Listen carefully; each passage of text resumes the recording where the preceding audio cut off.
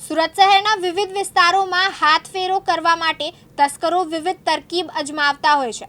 અડાજણની Gurukripa row house સોસાયટીમાં રહીશોના મોઘા sport shoes કે ચંપલ સ્લીપર્સ ચોરાઈ જતા કફોડી હાલતમાં મુકાઈ ગયા હતા।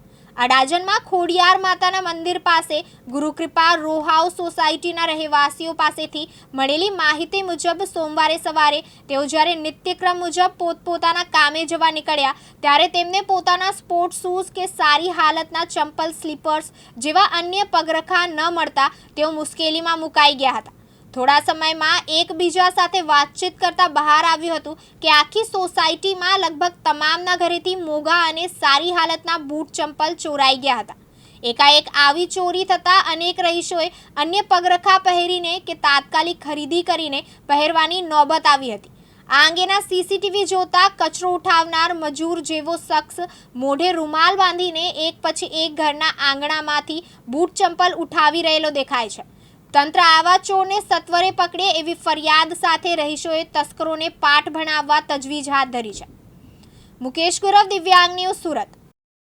સુરતના લિંબાયત પોલીસ સ્ટેશન દ્વારા બકરી ઈદની શાંતિ સમિતિની મીટિંગ મસ્જિદે ફેઝે રસૂલ પાસે યોજાઈ હતી, જેમાં zone 2 DCP Bhagirath Gadhvi police સ્ટેશનના તમામ અધિકારીઓ હાજર રહ્યા, જેમાં આગામી બકરી ઈદના તહેવાર અનુસંધાને આયોજન કરાયું હતું, જેમાં વિસ્તારના ધર્મગુરુશ્રી અને હિન્દુ તથા મુસ્લિમ સમાજના આગેવાનો ઉપસ્થિત રહ્યા હતા। તહેવાર દરમિયાન કાયદો અને વ્યવસ્થા જાળવવા ચર્ચા થઈ હતી। સુરત શહેરમાં લિંબાયત પોલીસ સ્ટેશન વિસ્તારમાં શાંતિ સમિતિની એક બેઠકનું આયોજન કરવામાં આવ્યું।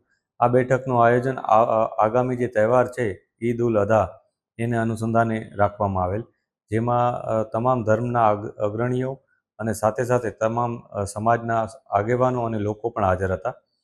તમામ લોકોએ ભેગા થઈને નક્કી કર્યું હતું કે જે તહેવાર છે એની ઉજવણી સંપૂર્ણ કાયદાની મર્યાદામાં નિયમ અનુસાર કરવામાં આવે।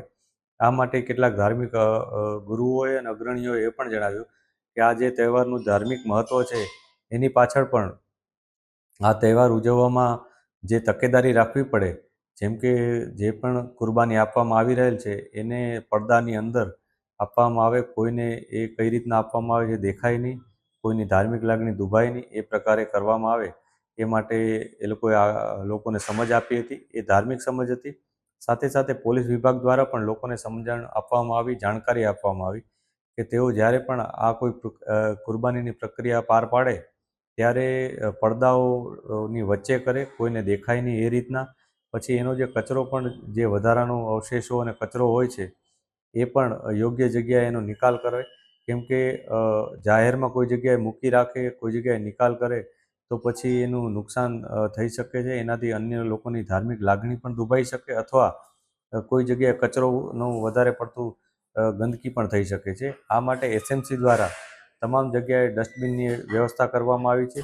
આ પ્રકારના ડસ્ટબિનનો ઉપયોગ કરે લોકો, અને જે વ્હીકલમાં આ બધો કચરાનો નિકાલ કરવા માટે લોકોને જાણકારી આપવામાં આવે છે કે આ વ્હીકલમાં જ બધાનો કચરો નાખવામાં આવે, તો એની પણ લોકો તકેદારી રાખી એનો ઉપયોગ કરે એ માટેની જાણકારી આપવામાં આવે। મુકેશ ગુરવ, દિવ્યાંગ ન્યૂઝ, સુરત।